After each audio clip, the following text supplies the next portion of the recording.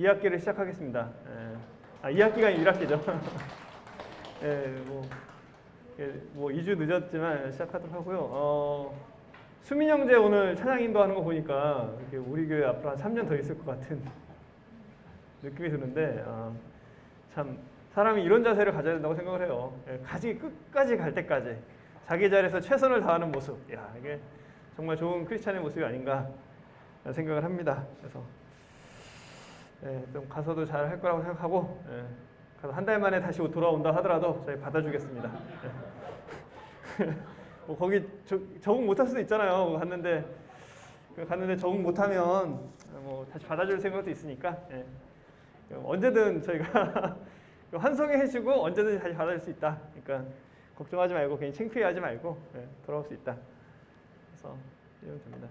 자, 오늘 구약 배경을 이제 오늘부터 시작을 하고요. 오늘은 구약 배경 하고 나서 그 다음에 그 조편성을 오늘부터 바뀔 거예요. 조편성이. 그래서 뭐 그 조편성 해주시고 그다음에 오늘 조별로는 그냥 이렇게 뭐 미팅 하시면서 아이스 브레이킹 하시고 그다음에 교제하시면 될 것 같습니다. 저희가 이 토요일 날 이제 아볼로 랩이라고 하죠. 뭐 제가 몇 번 말씀드렸지만 이 청년의 이 토요일 날 아볼로 랩을 하는 목적은 분명합니다. 뭐냐면 디모데후서 3장 16절에 나온 것처럼 하나님의 사람으로 온전하게 하며 모든 선한 일을 행할 능력을 갖추게 하려 함이라. 그런데 이제 바울이 사실 사람들한테 명령한 게 별로 없어요. 권하노니 뭐 이렇게 해라 뭐 이렇게 하는데 바울이 가장 강력하게 우리에게 명령한 게 있습니다. 그게 뭐냐면 그리스도 예수 앞에서 그가 나타나실 것과 그의 나를 두고 엄히 명하노니 너는 말씀을 전파하라.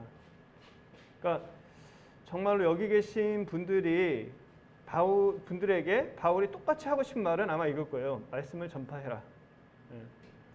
뭐 내 삶이 못 따라줘서 이게 아니에요. 그냥 말씀을 전파하라고 그랬어요. 왜 우리가 삶이 변해야 되냐?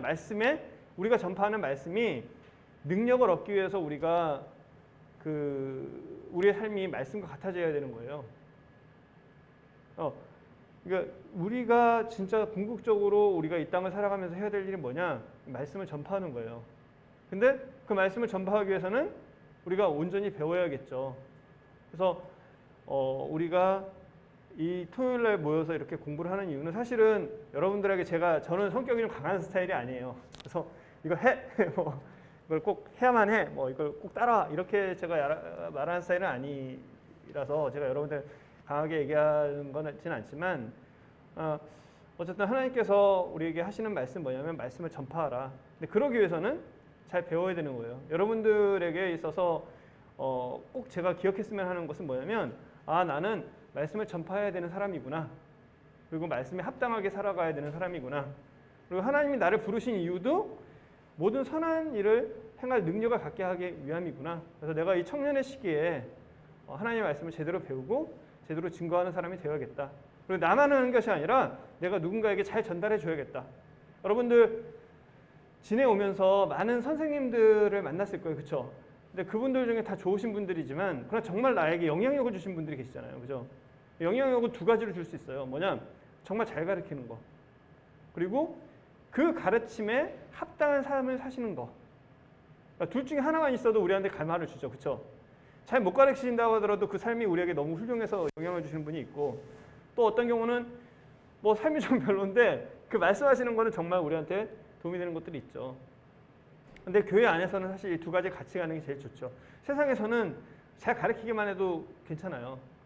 우리는 하나님의 사람으로서 우리가 그렇게 살아야 되는 것도 있지만 사실 또 잘 전해야 될 능력도 있어요. 그래서 여러분들이 이 토요일마다 사실 모여서 공부하는 게 쉽지는 않습니다. 그때 그렇지만 최선을 다해서 배우시고 또 하나님의 말씀을 증거하는 자로서 살아야겠구나라는 생각을 늘 가지고 살아갔으면 좋겠습니다. 저희 청년회는 그러니까 좀 많이 바뀌셔서 잘 모르실 것 같아서 4년 커리큘럼으로 움직이고 있습니다. 그래서 8개의 학기를 운영을 하고 있어요. 그래서 이 학기마다 좀 커리큘럼이 있는데 한번 설명을 좀 해드릴게요. 저희가 2020년 1학기 처음에는 이제 미션 익스포저 및 복음 증거, 그러니까 선교와 복음을 저희가 주제로 가지고 있습니다. 그리고 두 번째는 말씀의 올바른 분별, 여기 하신 분들 계실 거예요. 그래서 교리적인 것, 그리고 실제적으로 교리와 훈련이 같이 들어가는 그리스도인의 4단계 훈련이 4가지가 있는데요. 그 중에서 우리는 기초와 성장을 하고 있습니다. 그래서 여기서는 여기 계신 분 중에서는 기초와 성장을 이미 하신 분들이 대다수일 거예요. 그리고 올해는 1학기 때는 구약 배경을 할 겁니다. 그리고 2학기 때는 신약 배경을 할 거예요. 내년 학기에는 뭘 할 거냐면 성경의 장별 성경, 그러니까 장별 성경 공부를 할 겁니다. 그리고 그 후에는 교사 훈련을 할 거예요. 그러니까 어떤 거냐, 왜 그러냐면 여러분들이 성경은 기본적으로 지금으로부터 굉장히 오래전에 쓰여진 거잖아요. 그리고 다른 나라 언어로, 다른 문화에서. 그러니까 이런 것들을 이해하기 위해서는 신약, 구약 배경을 잘 알아야만 되거든요. 그래서 이 부분들을 저희가 그러니까 교리나 그다음에 이런 부분들은 먼저 다지고 나서 그리고 성경을 읽을 때 우리가 좀 더 폭넓게 정확하게 이해하기 위해서 배경을 하는 겁니다. 그리고 여러분 성경 공부하는 방법을 어떤지 모르겠지만 성경 공부하는 방법들을 많이 연구를 해요. 그래서 뭐 관찰, 해석, 적용 뭐 이런 것부터 시작해서 많은 걸 하지만 그리고 교리도 배우지만 실제로 여러분들이 성경 자체를 잘 관찰할 수 있는 능력이 없으면 성경 공부를 제대로 할 수 없어요. 근데 여러분들이 성경을 정말 관찰하는 훈련을 해본 적이 별로 없거든요. 그래서 이 성경을 한 장 한 장을 제대로 관찰하는 것만 제대로 해도 여러분이 엄한 소리는 안 하고요. 성경 엉뚱하게 분별하진 않아요. 그리고 이 관찰만 잘해도 여러분들이 말씀을 정말 잘 전할 수가 있어요. 그래서 이거를 내년에 할 겁니다. 그리고 아무리 내가 잘 안다고 하더라도 전달이 안 되면 되겠어요? 예를 들면 제가 여러분 앞에 좋은 얘기를 많이 했어요. 근데 여러분 다 졸고 있어요. 누구 책임입니까? 여기 졸고 있으면 누구 책임이죠? 네, 제 책임입니다. 그쵸. 왜냐면 내가 전화해서 졸고 있으면 제 책임이죠. 이러면 물건을 광고를 했어요. 광고하잖아, 광고. 광고를 했는데 광고를 사람들이 안 보고 있어요. 그럼 누구 책임이죠? 광고 주 책임이잖아. 광고 잘 만들어야죠. 그래서 네, 오늘 뭐 제가 책임을 좀 느끼고 있지만 네. 느끼고 있지만 하여튼 그래서 잘 전달할 수 있는 것 그리고 잘 이해되게 하는 것 그리고 상대방의 마음에 맞게 상대방의 필요에 맞게 전달하는 것들이 잘 전달이 돼야 그리고 말씀을 말씀답게 전하는 것들을 우리가 훈련을 해야 될 필요가 있습니다. 그래서 이렇게 8개 학기로 움직이고 있고 여러분들은 저는 사실 여러분들이 빨리 이렇게 8개 학기를 해서 그러니까 이걸 한다고 완벽해지는 건 아니지만 적어도 한번 들은 풍월이 있잖아요. 그렇죠? 그리고 나서 후배들을 가르치고 그리고 여러분들이 나와서 또 이렇게 전달해 줄 수 있고 이렇게 하면 좋을 것 같아요. 저도 그러면 이제 안 해도 되고 자, 그래서 이렇게 가고 있고요. 올해는 이번 학기에 할 거에 대해서 좀 말씀을 드릴게요. 오늘은 이제 OT를 하고 이제 아볼로라는 사람에 대해서 좀 같이 공부를 할 거예요. 그래서 아볼로라는 사람을 공부를 하면서 우리가 왜 성경 배경을 알아야 되는지 이 부분들을 좀 오늘 얘기를 할 거고요. 그 다음에 이스라엘의 지형과 기후에 대해서 저희가 공부를 할 겁니다. 그리고 뭐 창조와 족장 시대, 12지파, 성전, 그 다음에 유사의 제사와 율법 뭐 이런 것들을 할 거예요. 그래서 실제로 여러분들이 뭐 만들기도 해보고 또 견학도 가보고 그래서 올해는 약간 지난 학기보다는 좀 재밌을 거예요. 왜냐하면 지난 학기는 우리가 교리적인 거잖아. 그러니까 이론 공부인데 이번에는 약간 실습하는 것들이 좀 많고 그려보는 것들도 있고 그래서 지난번보다는 좀 재미있을 겁니다. 뭐 재미없으면 제가 책임져야죠. 이거 찍고 있나요? 네. 이게 자꾸 신경이 쓰여. 네, 신경이 쓰입니다. 네. 네, 어쨌든 그렇게 해서 저희가 이렇게 배경들을 하는 걸로 해서 마치고요. 아마 제가 볼 때는 7월 첫째 주나 한 둘째 주 정도에 마치게 될 것 같아요. 생각은 지금 6월 25일 날 6월로 마감을 하는데 그동안 또 청년 특별 활동들이나 뭐 여러 가지 것들이 있을 수 있어서 7월 한 첫째 주나 둘째 주 정도에 종료를 하고 그리고 나서 이제 여름에는 그 아웃도어 활동들을 좀 할 거니까요. 그래서 한 8월까지 7, 8월은 나머지는 이제 아웃도어 활동으로 하고 9월에 다시 이제 2학기를 개강할 예정입니다.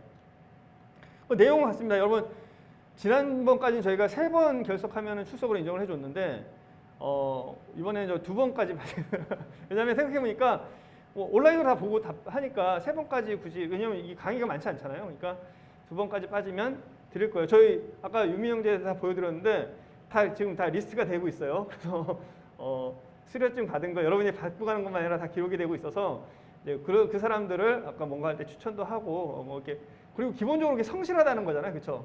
예, 이게 다 했다는 것이 그 사람의 성실도를 나타내는 거기 때문에 여러분들이 뭐 최선을 다해서 그리고 그렇게 빡빡하진 않죠, 제가 하는 게. 그래서 이렇게 해주셨으면 좋겠습니다. 자, 이제 오늘 아볼로에 대해서 이렇게 배우도록 할게요. 아볼로에 대한 성경의 기록이 있습니다. 아볼로라는 사람 다 아시죠? 예, 아볼로 잘 모르겠다라고 하신 분 손 안 드셔도 돼요. 예. 어쨌든 아볼로라는 사람이 있습니다. 이 아볼로라는 사람에 대해서는 성경에 딱 세 군데가 나와요. 사도행전 18장 24절부터 19장 1절. 그리고 고린도전서에 이제 잠깐씩 나옵니다. 그리고 디도서에 딱 나와요. 그러니까 성경에서 이 아볼로에 대해서 굉장히 작은 부분이 나와 있어요. 그런데 이 작은 부분이지만 이 부분을 통해서 아볼로에 대해서 우리는 굉장히 많은 것을 알 수 있습니다. 그러니까 성경 배경을 우리가 알면 이 작은 부분이지만 그것을 통해서 우리가 굉장히 많은 것을 알 수가 있어요. 그래서 사도행전 18장 14절부터 24절부터 19장 1절까지를 한번 먼저 읽어보겠습니다. 여러분 사도행전 18장 24절 한번 찾아보시겠어요? 네.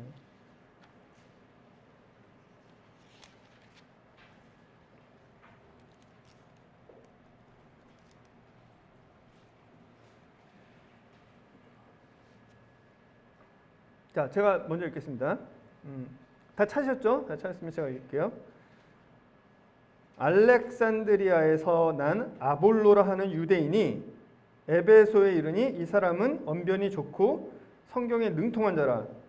그가 일찍이 주의 도를 배워 열심으로 예수에 관한 것을 자세히 말하며 가르치나 요한의 세례만 알 따름이라. 그가 회당에서 담대히 말하기를 시작하거늘 브리스길라와 아굴라가 듣고 데려다가 하나님의 도를 더 정확하게 풀어 이르더라. 아볼로가 아가야로 건너가고자 하므로 형제들이 그를 격려하며 제자들에게 편지를 써 영접하라 하였더니 그가 감에 은혜로 말미암아 믿는 자들에게 많은 유익을 주니 이는 성경으로서 예수는 그리스도라 증언하여 공중 앞에서 힘있게 유대인의 말을 이기미로라. 아볼로가 고린도에 있을 때에 바울이 윗지방으로 다녀 에베소에 와서 어떤 제자들을 만나 이르되 이렇게 이제 지금 나오고 있습니다. 그러니까 아볼로에 대해서 좀 자세하게 나온 게 이 부분이고요. 고린도전서에 이런 거죠. 내가 아볼로에게 속했느냐, 바울에게 속했느냐, 뭐 그리스도에게 속했느냐, 베드로에게 속했느냐 이거 가지고 싸워요. 그러니까 그 부분은 뭐냐면 이 아볼로라는 사람이 굉장히 짧게 나왔잖아요, 그렇죠? 베드로처럼 많이 나오지도 않았잖아요. 바울처럼 나오지도 않았어요, 그렇죠? 그리고 뭐 예수님은 말할 것도 없죠, 그리스도도. 그런데 굉장히 작게 나왔는데 이 고린도에서는 그죠? 이 똑똑한 사람들이 많고 이 고린도에서는 내가 아볼로에게 속했다라는 게 자랑이 될 만큼 뛰어난 사람이었어요. 그러니까 이 부분이 이제 고린도전서에 잠깐 나옵니다. 근데 그가 뭐 어떤 사람인지는 잘 나오지 않아요. 그에 대해서 자세히 나온 부분은 지금 이 부분입니다. 이 부분에 대해서 우리가 좀 살펴보도록 할게요.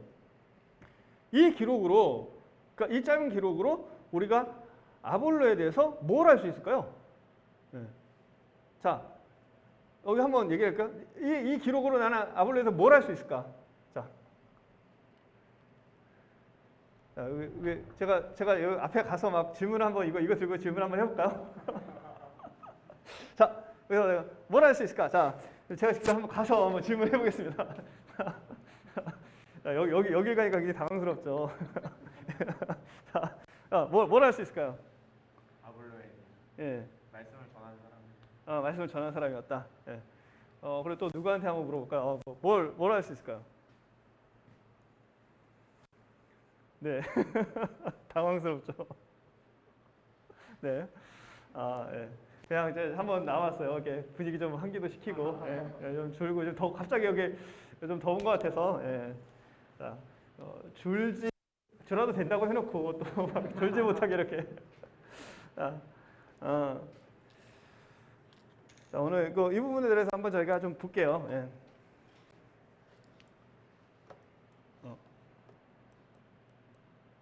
자, 유홍준 전 그 문화부 장관이죠. 그 나의 문화 답사기에 보면 그분이 인용한 글이 있어요. 유한준 그 조선시대 무인인이 쓴 글인데요. 사랑하면 알게 되고 알면 보이나니 그때 보이는 것은 정과하지 않으리라. 이 말이 있어요. 저는 이 말이 너무너무 좋아요. 진짜 그렇거든요. 아는 만큼 보이고 보이는 만큼 느끼게 돼요. 그래서 여러분들이 어디 여행을 가잖아요. 근데 간데 그 지역에 대해서 알고 보는 것과 모르고 보는 것은 굉장히 차이가 큽니다. 성경도 마찬가지예요. 내가 아는 만큼 보이게 돼 있어요.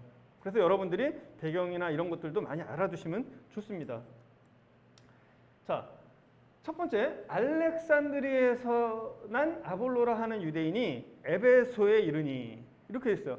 알렉산드리아에서 난 아볼로라 하는 유대인이 에베소에 이르니. 여기서 우리는 지리적 배경을 알 수 있습니다. 아볼로가 어디 출신이라고요? 알렉산드리아. 알렉산드리아 출신입니다. 이 알렉산드리아는 어떤 곳일까요? 네. 이거 진짜 한번 여기서 나는 알렉산드리아에서 좀 안다. 한번 들어서 설명할 수 있는 사람 한번 손 한번 들어주실래요?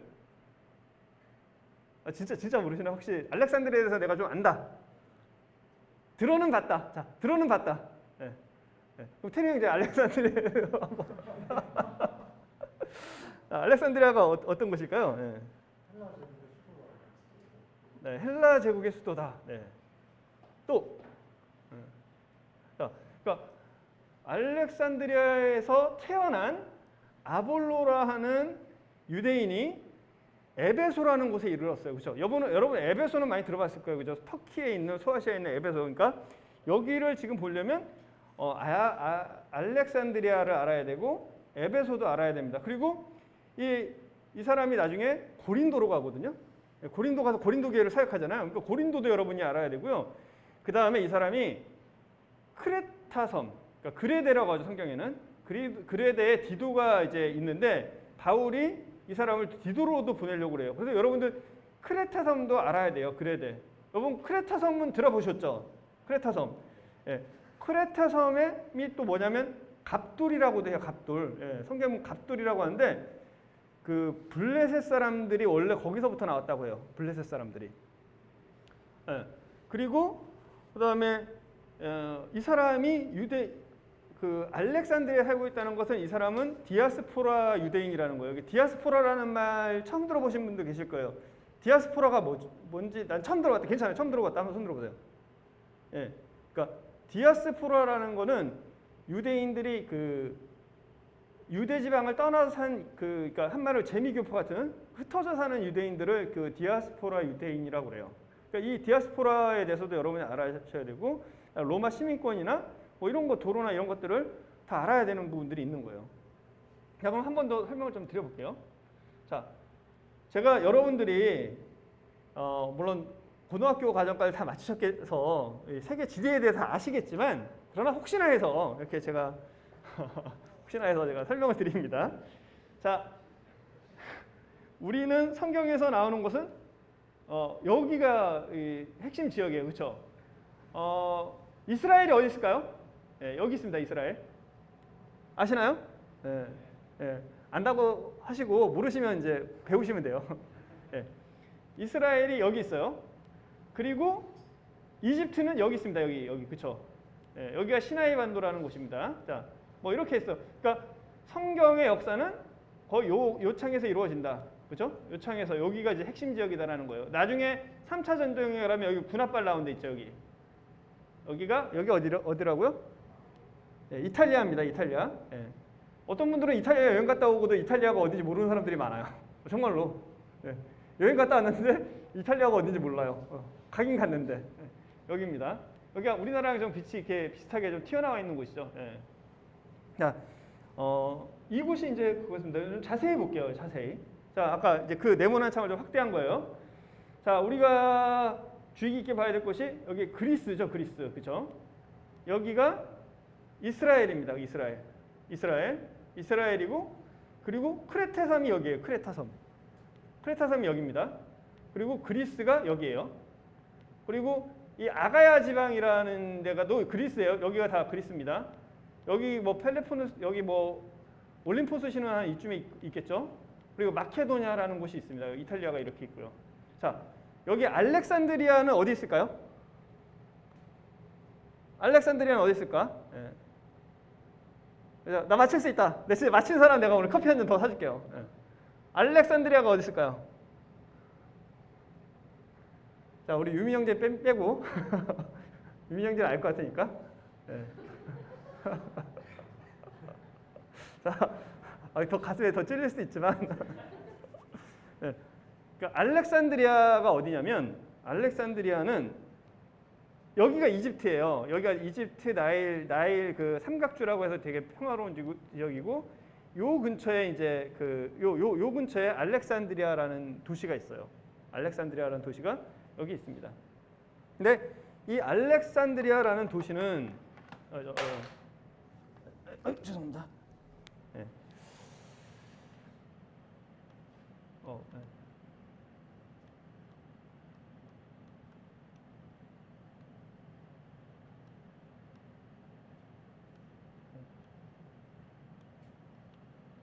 네.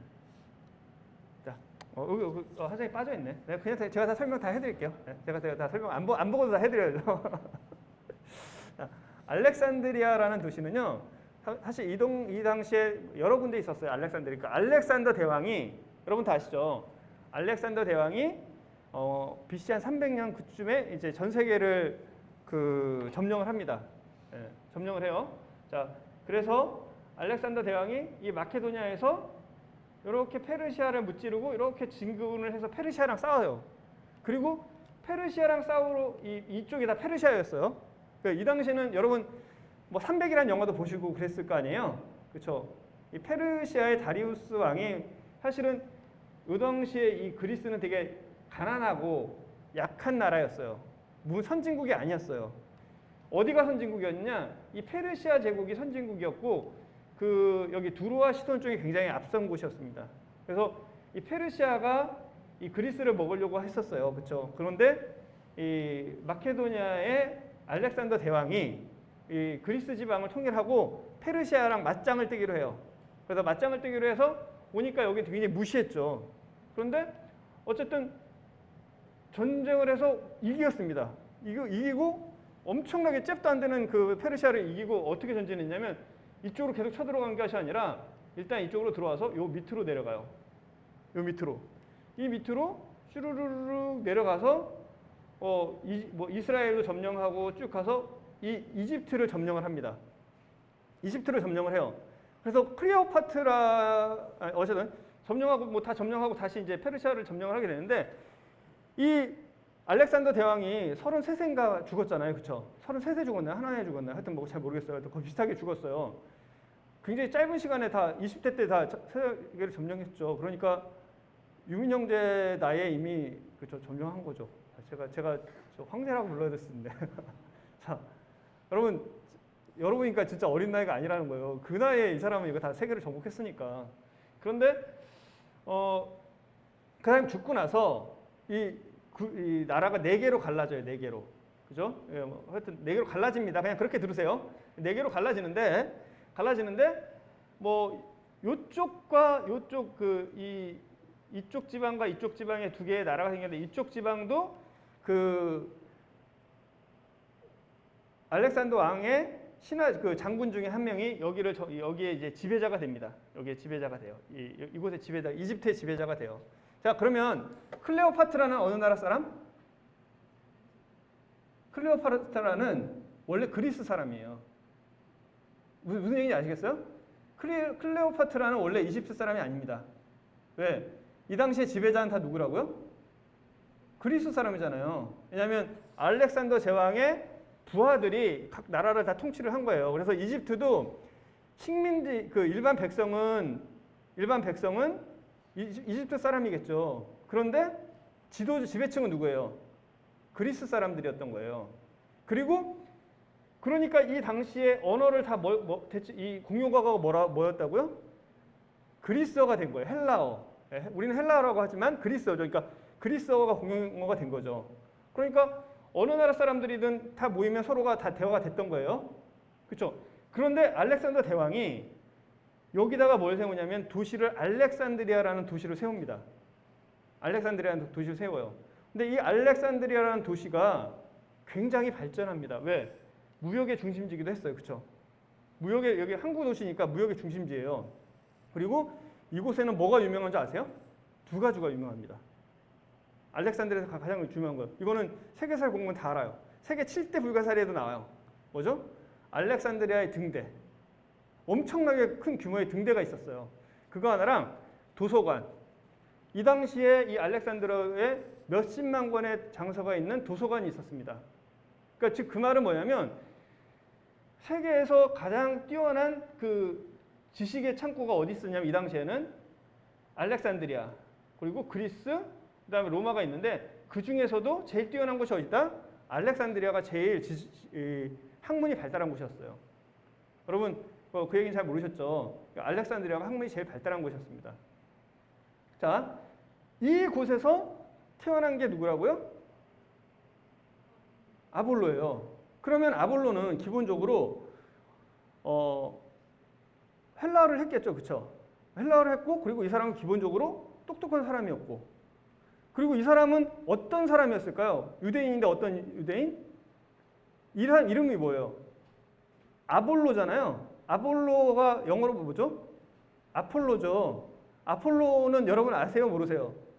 아시죠? 저기 불량식품 아폴로도 있잖아요. 불량식품 아폴로 아시죠? 네, 여기 우리 사무실에 가면 있어요. 우리 사무실에 사둬놨어요, 그 아폴로.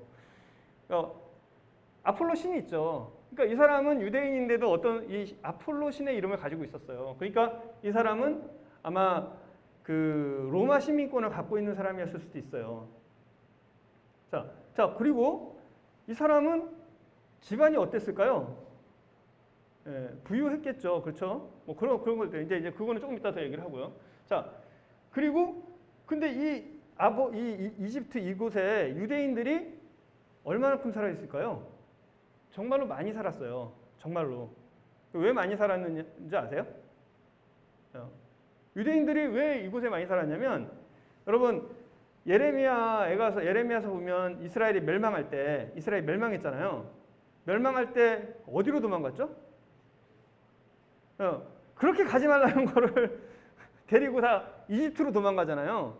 그래서 여러분 요 당시에 이쪽에 보면 여호와의 성전도 여기 있었어요. 그리고 여기에 그 이스라엘 사람들이 수비대로 여기서 근무를 한 것도 있고요. 그리고 이런 전쟁들을 통해서 여기에 굉장히 많은 유대인들이 살고 있었어요. 그리고 또 어떤 일이 하나 벌어지냐면 이 학문의 중심지라고 했잖아요. 학문의 중심지. 여러분 구약 성경은 어떤 나라 언어로 쓰여졌을까요? 구약 성경 어떤 나라 언어로 쓰여졌죠? 네? 예, 히브리어. 예, 구약 성경은 히브리어로 쓰여져 있었어요. 근데 아까 우리 아볼로는 뭐에 능통한 사람이다? 성경에 능통한 사람이다. 그럼 이 당시의 성경은 뭐죠?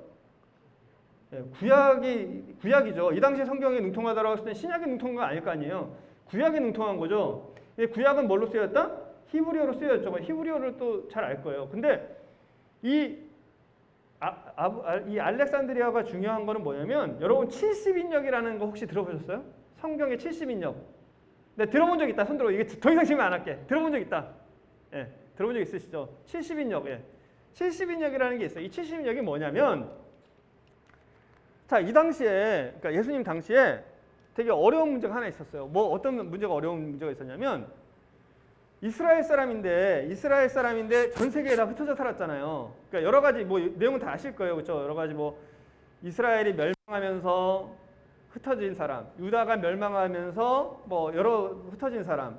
그다음에 아까 말씀드린 것처럼 이 알렉산더 대왕 때 또 여러 가지 그 이후에 여러 가지 사건들로 인해서 흩어진 사람들이 굉장히 많았거든요. 근데 이 사람들이 전 세계 이 당시에 전 세계 각지에 흩어져 산 거예요. 근데 이 당시에 사람들이 쓰는 언어는 뭐였죠? 뭐였냐면 그리스어. 이 사람들 태어나면 무슨 언어 배워요? 그리스어를 배울 거 아니에요, 그렇죠? 이 당시 히브리어는 예루살렘에서도 히브리어를 잘 안 썼어요. 예루살렘에서도 그 성직자들만 히브리어 쓴 거지 일반 사람들은 아람어를 썼거든. 그리고 다른 나라 사람들과 대화하기 위해서는 그리스어를 썼어야 됐어요. 그러니까 문제가 생긴 거야. 어떤 문제? 신앙을 자꾸 가르치려고 하는데 이 사람들이 히브리어를 모르네. 우리나라 사람들은 외국 가서 뭐 2, 3대만 지나면 한국 말도 잊어버리고 글도 잊어버리는데 이 사람들은 이게 살면서 히브리어 이 사람들은 비슷한 일이 일어난 거예요. 그러니까 성경을 읽으려니까 읽을 수 있어 없어? 없죠.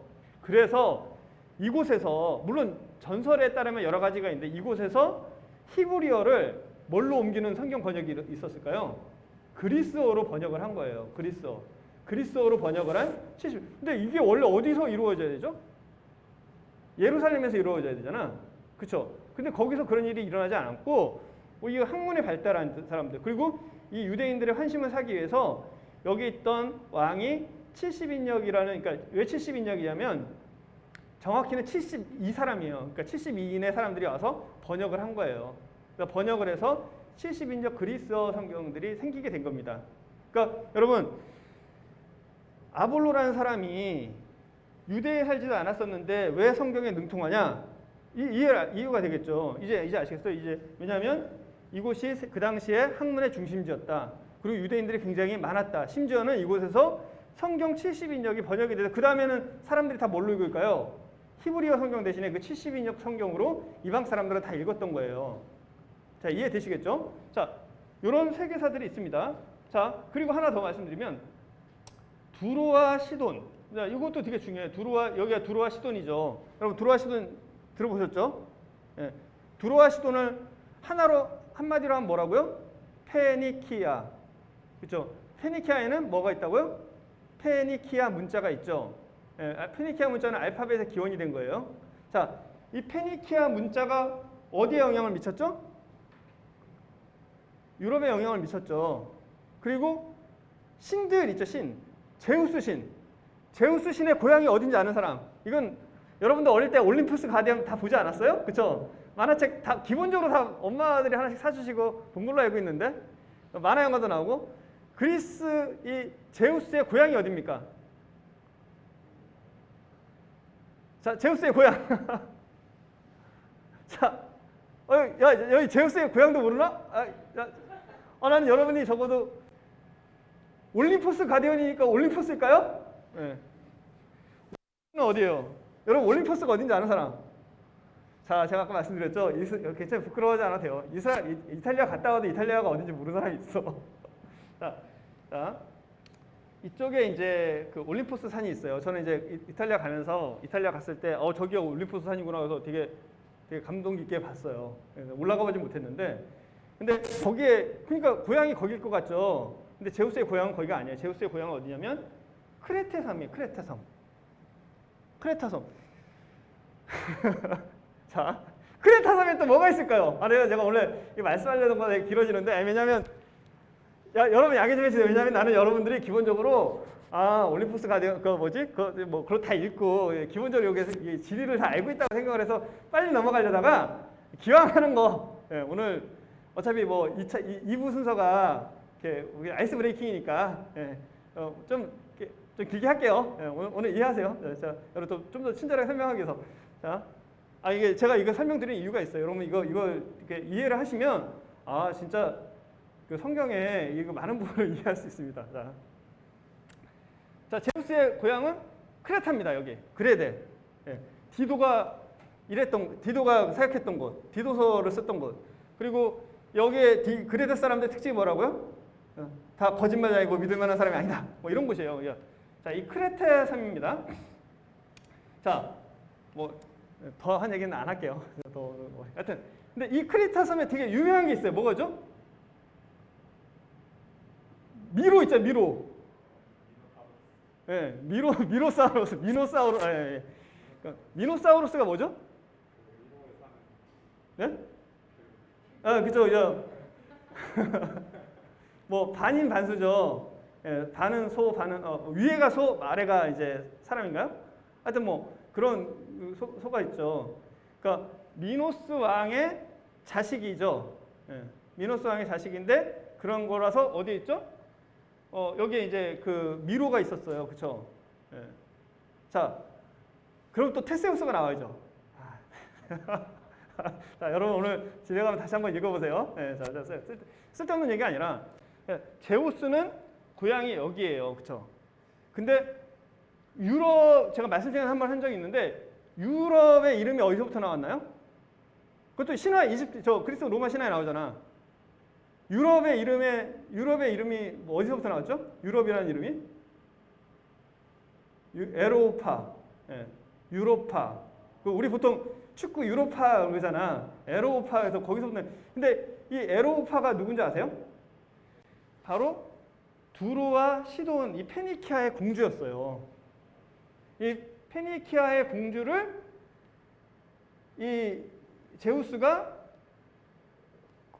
보고 반해서 끌고 와서 여기서 이제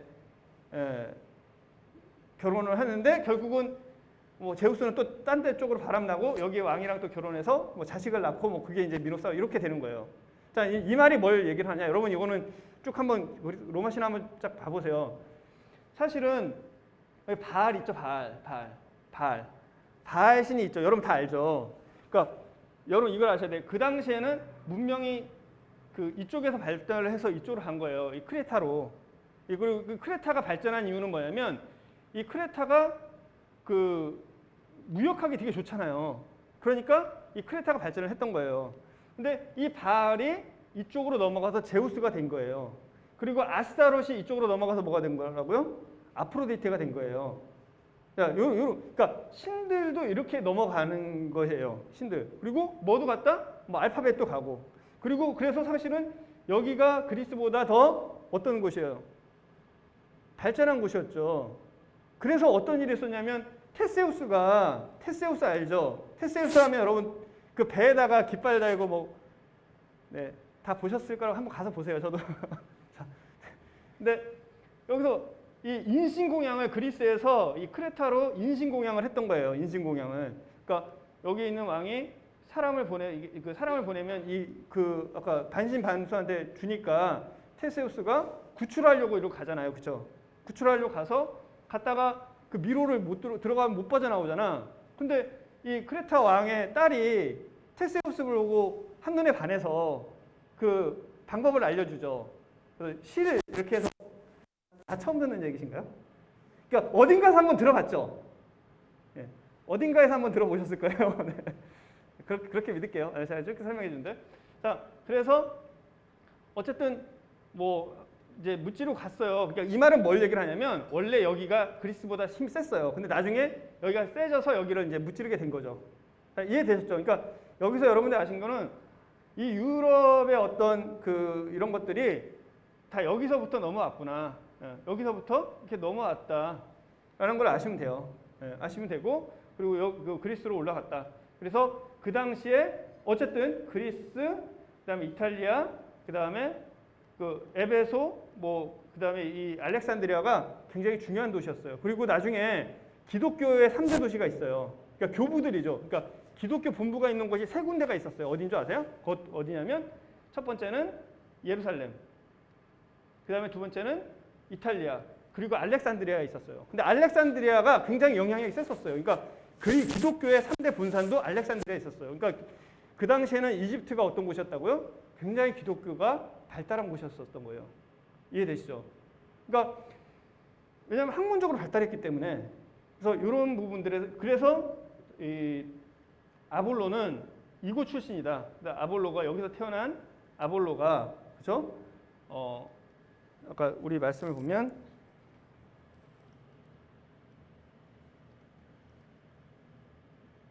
네. 자 이제 보면 알렉산드리아에서 난 아볼로라 하는 유대인이 그죠? 네. 여기 이제 그 유대인이라는 의미가 이제 거기 그렇게 들어가는 거예요. 그리고 이제 에베소는 뭐 제가 설명하지 않을게요. 여러분 뭐 에베소 이미 잘 아시니까. 에베소도 보시면 그 당시에 이제 네 넘어가겠습니다. 고린도가 있고 크레테가 있고 그다음에 디아스포라 오베가 그다음에 이 사람이 하나 더 말씀드리면 자 이 성경이 언제 쓰여졌죠? 그러니까 신약은 거의 2000년 전에 쓰여졌죠. 그렇죠? 구약은 가장 오래된 게 3500년 전에 쓰여졌어요. 그렇죠? 2000년 전에 쓰여진 얘기잖아요. 우리나라 2000년 전에 어떤 일이 있었을까요? 우리나라 2000년 전 어떤 역사에는 어떤 것이 있을까요? 네, 알에서 사람이 태어났습니다. 네. 그렇죠? 아 이거 좀 우리나라를 비하하기 위한 얘기 아니에요. 뭐 그런 게 아니라 2000년 전에 우리나라에서 뭐 아래서 사람이 태어났다. 뭐 이런 건국 신화들이 있잖아요, 그렇죠? 근데 이미 뭐 사실 그건 건국 신화니까 뭐. 근데 이 당시에 그 그리스 그리고 이 지중해 이 로마 시대 세계는요, 사실 역사 시대가 그러니까 그런 신화 시대가 아니라 역사의 시대였어요. 어떤 일이 있냐면 아까 보시는 것처럼 이 당시에 우리나라나 중국이나 여행 다니기가 쉽지 않았어요. 2000년 전에. 왜 쉽지 않죠? 왜냐하면 우리나라 외국인들이 우리나라 와서 가장 좋아하는 게 뭐예요? 치안이 좋잖아. 여러분 밤늦게 길거리에 술 먹고 뻗고 자도 우리나라 괜찮잖아요, 그렇죠? 예. 도로 한 가운데만 누워 있지 않으면 괜찮아요. 예. 도로 한 가운데 누워 있다만 뭐 차가 지나가니까. 근데 우리나라 치안이 굉장히 좋죠. 그러니까 편하게 다니는 거죠. 근데 이 당시에는 전 세계 어느 데나 그렇게 허용이 안 됐어요. 근데 이 당시에는요, 해양 무역이 발달했잖아요. 해양 무역이 발달한 이유가 뭔지 아세요? 로마가 이 당시에 지배를 했는데 로마가요, 해적을 전부 다 소탕을 해요. 그러니까 굉장히 해적들이 많았어요. 왜냐하면 지금도 해적이 있잖아. 지금도 소말리아 가면 지금도 해적이 있거든요. 지금 이 시대에도 해적이 있었는데 이 당시에 로마가 이 해안을 샅샅이 흩어가면서 해적을 다 없애버렸어요. 그리고 로마 있는 곳은 도로가 정말 잘 돼 있어요. 그러니까 저도 지금 가보면 지금 로마 시대에 만든 도로를 지금도 쓰고 있어요. 지금도. 굉장히 잘 만든. 나중에 이것도 한번 설명을 드릴게요. 그러니까 도로망이 발달돼 있고 그 다음에 치안이 너무 잘 돼 있고 해적도 없기 때문에 자유롭게 이동할 수가 있었어요. 그러니까 지금처럼 우리나라 이 당시에는 뭐 100길로 가든 육로로 가든 굉장히 이동하기 편했습니다. 그래서 아마 이 사람은 배로 다니기도 하고 배로 다니면서 여행하는데 크게 어려움들이 없었을 거예요. 그러니까 이런 지리적인 것들을 여러분들이 알 수가 있습니다. 그래서 언변이 좋고 이제 24절 보면 성경에 능통한 자라 일찍이 주의 도를 배워 예수에 관한 것을 자세히 말하며 가르치나 요한의 사례만 알따름이라 그가 회당에서 담대히 말하기 시작하거늘 브리스길라와 아굴라가 듣고 데려다가. 그래서 아까 지금 말씀한 것처럼 이제 이 부분을 보면 시대적 배경과 그러니까 이스라엘의 상황을 알 수 있는 거죠. 언어는 당신이 뭐 썼다고요? 아까 말씀드린 것처럼 헬라어, 그러니까 고대 그리스어예요. 그리스어. 그리고 라틴어. 라틴어라는 것은 로마어예요. 고대 로마어. 자, 하나 제가 말씀드릴게요. 그 당시에 세계를 지배하는 곳은 어디였죠? 로마였어요. 그죠? 로마였는데 왜 로마어를 안 쓰고 헬라어를 썼을까요? 왜냐하면 이미 헬라 제국이, 그러니까 로마의 장점은 뭐냐면 자기네가 점령했다고 해서 자기네 거를 쓰게 하는 것이 아니라 자기네가 점령했는데 쟤네는 잘하는 게 있어. 그럼 그걸 그냥 써요. 그러니까 제도나 이런 것들을 남의 걸 갖고 와서 그냥 자기네가 써요. 그러니까 자기네가 점령을 했지만 그 로마어를 쓰게 한 것이 아니라 그 당시 다 헬라어를 썼었잖아요. 그러니까 그냥 헬라어를 쓰게 한 거예요. 그러니까 로마 사람들은 자기네도 뭘 배워야 돼? 헬라어를 배워야 돼. 그래서 기본적으로 이 당시에 지식인층이라고 하면 바울도 그렇고 아볼로도 그렇고 몇 가지어를 알았을까요? 기본적으로 히브리어 알았겠죠. 이제 바울도 그렇고 아볼로도 그렇고, 그렇죠? 그다음 아람어도 알았겠죠. 왜냐면 써야 되니까. 그리고 라틴어도 알아야겠죠. 로마어, 그다음 헬라어. 기본적으로 4개국어를 했다는 얘기예요. 예. 물론 어순이 같기 때문에 쉽게 배울 수는 있었겠죠. 예. 여러분도 될 수 있으면 다른 나라 말을 배우는 것도 좋다. 예. 예. 영어 성경 한 명 읽는 것도 괜찮습니다. 예. 그리고 아까 70년 정도 설명을 해드렸고, 그 다음에 이 사람이 어디서 이 말씀을 가르쳤죠? 회당에서 담대히 말하기 시작했어요. 근데 이 회당은 언제부터 생겼을까요? 회당은 뭘 하는 곳일까요? 여러분 아시나요? 회당. 많이 들어봤죠, 회당. 예. 회당이라는 것은 우리나라 말로 그냥 모일회, 장소 당회가 회당인데, 말로는 시나고그라고도 하죠. 이 회당은 언제부터 생겼을까요? 네. 네? 누구? 철학자. 그건 아고라입니다. 아고라에서 만나서 얘기를 했겠죠, 그죠? 예. 이 회당은 언제부터 생겼을까요? 예. 회당은 어떤 곳일까요? 예. 자, 주의자매. 회당은 어떤 것일까요? 자, 몰라도 돼요. 자, 자, 안 시켰던 사람 시켜야지, 그치? 안 시켰던 사람. 자, 회당은 언제부터 누가 자, 백찬호 한번 대답해 볼래요? 혹시 회당 여기서 회당 모르는 사람 없죠? 네, 회당에서 그러니까 회당에 대해서 알아야 될 거 아니에요, 그렇죠? 근데 이 사람이 회당에서 가르쳤다, 그렇죠? 에베소에 가서 회당에서 가르쳤어요. 회당은 언제부터 생겼냐면 회당도 얘기를 해드릴게요. 자, 제가 이 말씀드리는 이유는 뭐냐면 사실 말이죠. 배경을 알면 정말 우리가 성경을 좀 폭넓게 정확하게 볼 수 있어요. 지금 제가 이게 계속 말씀드린 게 몇 가지가 여기 같지만 그렇지 않다는 거예요.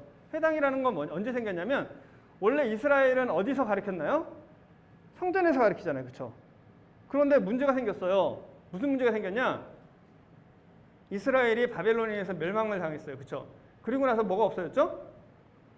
성전이 없어졌어요. 성전이 없어지니까 이 사람들한테 두 가지 문제가 발생했습니다. 어떤 문제가 발생하죠? 첫 번째는 제사 드릴 곳이 없어요. 그렇죠? 그래서 제사 드릴 곳이 없으니까 이 사람들한테 문제가 또 생겼어요. 무슨 문제죠? 죄를 사해야 할 방법이 없는 거야. 죄를 사할 방법이 없잖아요.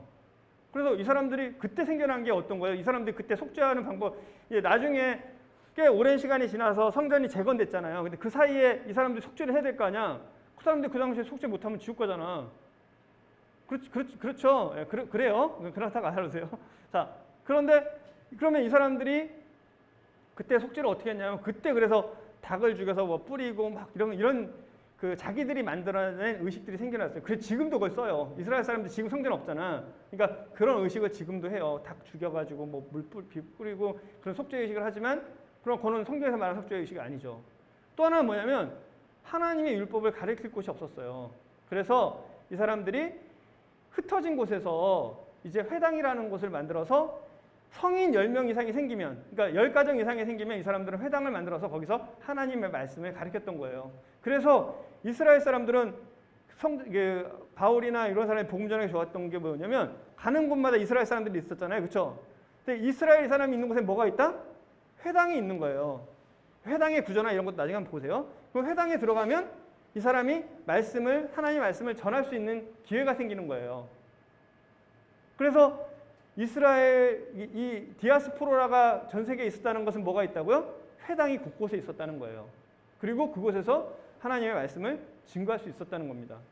그런데 바울이 빌립보에 갔을 때 그 사람은 빌립보에 갔을 때는 어디서 복음을 전하죠? 예. 기도하러 뭐 냇가에 갔다가 거기에서 빨래하는 사람들한테 복음 전하죠. 빌립보는 그 당시에 그렇게 복음 전할 회당이 없어요. 그러니까 거기에는 유대인들이 많지 않았다는 거예요. 유대인들이 많지 않았다. 그렇기 때문에 이방 선교를 거기서부터 시작했다라고 볼 수 있는 거예요. 자, 뭐 이런 내용들을 회당에서 담대히 말하기 시작하거늘. 근데 여기서 요한의 세례만 알 따름이라. 그래서 요한의 세례만 안다. 뭐 이 부분은 넘어가도록 할게요. 요한의 세례 넘어가도록 하겠습니다. 그래서 이런 짧은 글들이 나와 있지만 그러나 지리적으로나 아니면 시대적 배경이나 아니면 유대의 상황들을 알게 되면 우리가 이곳에서 정말 그 아볼로에 대해서 많은 것들을 얻을 수 있다. 그리고 그가 회당에서 담대히 말하기 시작하고는 브리스길라와 아볼로가 듣고 데려다가 하나님의 도를 더 정확하게 풀어 이루더라. 아볼로가 아가야로 건너가고자 함으로 형제들이 그를 격려하며 제자들에게 편지를 써 영접하고자 하였더라. 자, 우리가 여기서 아가야는 어딘지 아시죠? 아가야. 네, 제가 다시 한번 보여드릴게요. 자, 이거 아시면 돼요. 자, 그리스 지방을 우리는 지금 여기를 다 그리스라고 보죠, 그렇죠? 근데 당시에는 여기 아카이아라고 하죠. 우리나라 말로 아카이아인데 마케도냐, 아카이아, 그다음에 그리스 이 세 개로 나눠져요. 그래서 이 아카이아로 가려고 했던 거예요, 그렇죠? 이해되세요? 그러니까 바울이 아볼로가 에베소에서 아카이아로 가려고 했다. 근데 나중에 그는 고린도에 정착을 한다. 이렇게 보시면 됩니다. 네. 그래서 네.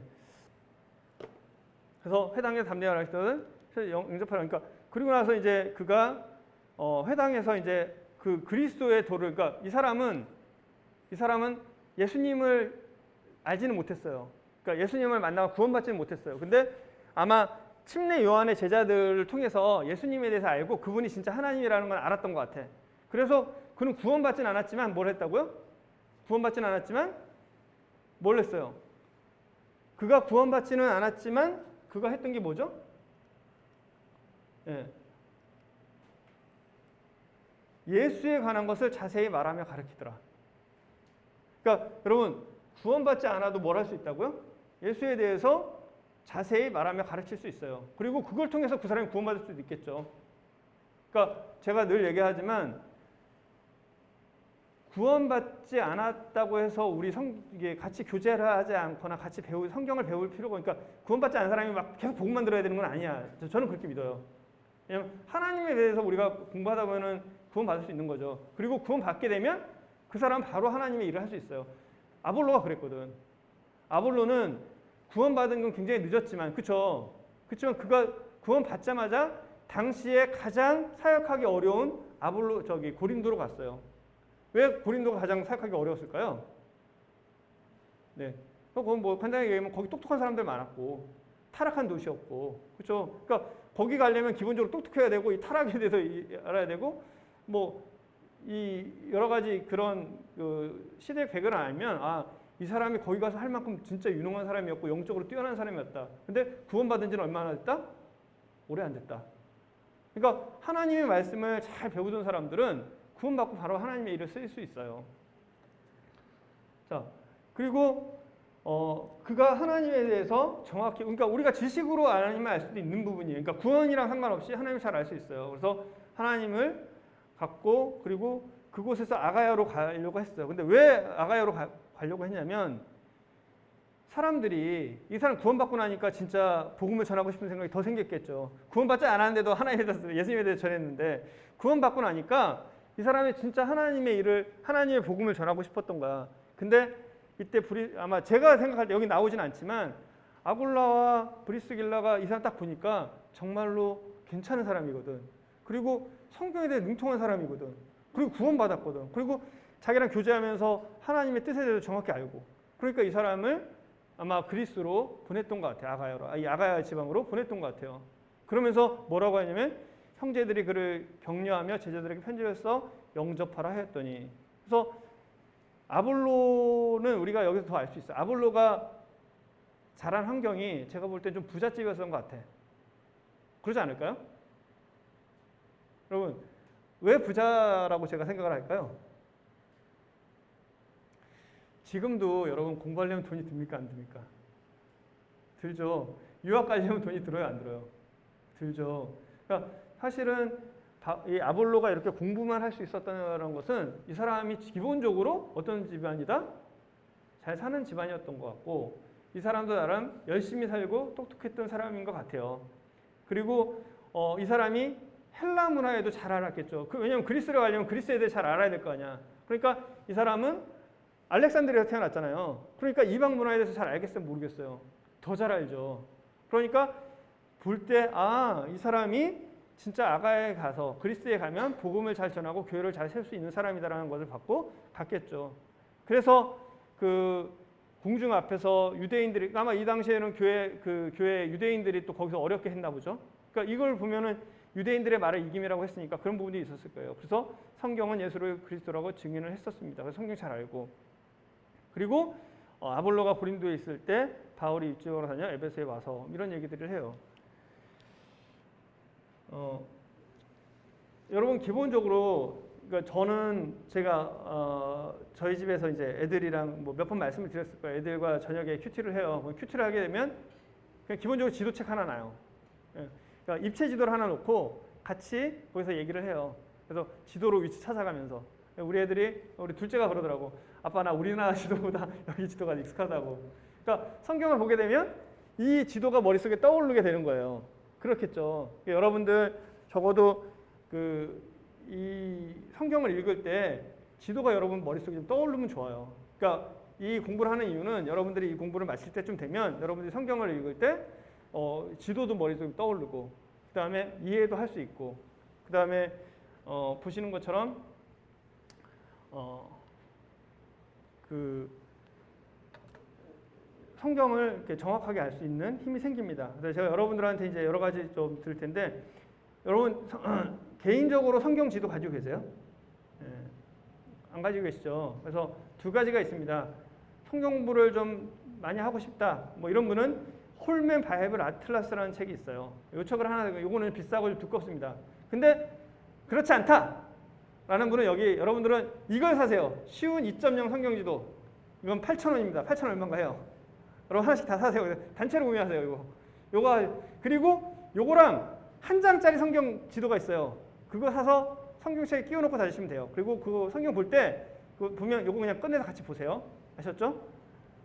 그리고 우리 보조 교재로는 연대기 성경 읽기라고 최영택제님이 만드신 책이 있어요. 여러분 제가 그냥 드리는 말씀이 아니라 최영택제님께서 이거 만드신 책인데요. 굉장히 유용해요. 저는 간략하게 설명을 드릴 텐데 이 책을 여러분 참고로 하시면 좋아요. 근데 요거는 저희 교회에 있으니까 또 드릴게요. 그리고 나중에 성경의 탄생이라는 책도 한번 참고로 보시고요. 제가 뭐 이런 책들을 드릴 텐데 이런 책들을 중간중간에 다 보세요. 한번 보시고 그렇게 하시면 됩니다. 자료들도 많이 드릴게요. 그래서 이번 그 결과적으로 이제 마지막으로 말씀을 드리면 여러분들이 그 성경 배경에 대해서 아는 만큼 여러분들이 성경을 볼 수 있고요. 그리고 더 풍성하게 알 수 있고 더 정확하게 알 수 있고 그리고 더 정확하게 전달을 해줄 수 있어요. 그래서 여러분들이 올 1학기 동안 저와 같이 구약 성경 배경 같이 공부를 하셨으면 좋겠습니다. 오늘 여기서 말씀 마치도록 할게요.